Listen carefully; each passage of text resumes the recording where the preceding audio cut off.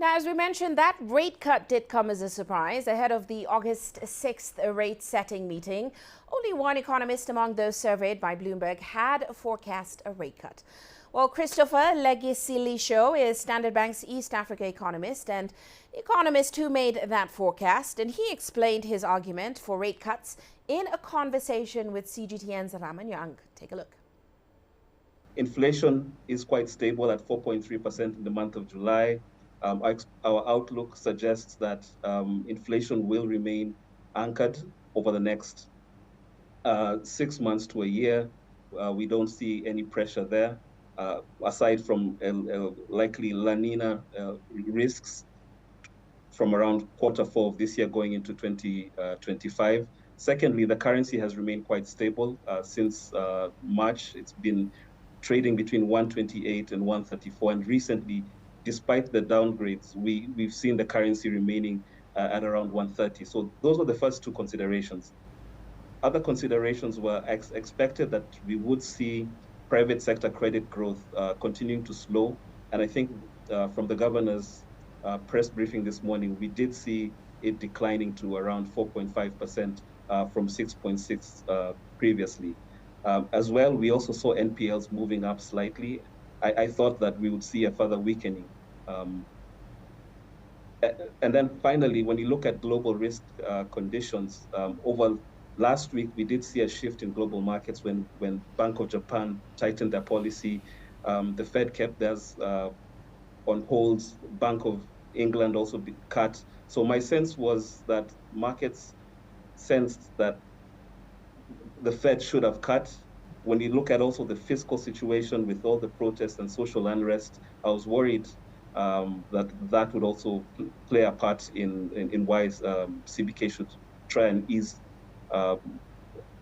monetary policy conditions. Indeed, there are really quite a few balls that the MPC has to essentially keep juggling in the air at the moment. But I want to pick up on one of your main arguments. The Finance Ministry has had multiple setbacks as far as its forecast revenue is concerned. The 2024 finance bill, that's been shelved, and then on the 31st of July, the Court of Appeal nullified the 2023 Finance Act along with some of the tax revenue measures that were in there. So given the revenue gaps that then creates, because that's by some forecasts, it's pushing the deficit out around 4.2% of GDP, how may that then influence rate decisions by the MPC in the second half of the year? Do you think they'll continue with that accommodative stance in the same cautious manner?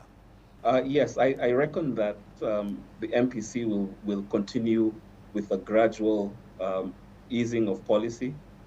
I believe that they will stick to their mandate, meaning focus on inflation and also currency stability.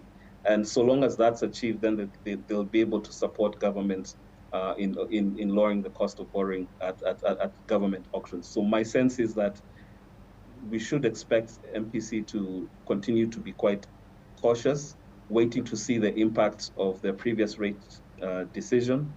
But our base case remains that we anticipate that in Q4 we will have another rate cut, possibly in October or at maybe the final meetings in December, and then others in 2025. So our sense is you should expect them to remain quite cautious, ensuring that the currency remains steady and also inflation risks are not introduced by them moving quickly.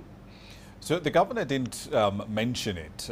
He didn't speak about NPLs in detail in his briefing today, but how concerned should we be about the levels of non-performing loans in the system? Because at 16.3% at the moment. And on one hand, you've got uncertainty over tax policy, because on one hand, we're not sure what litigation over the 2023 Finance Act will look like.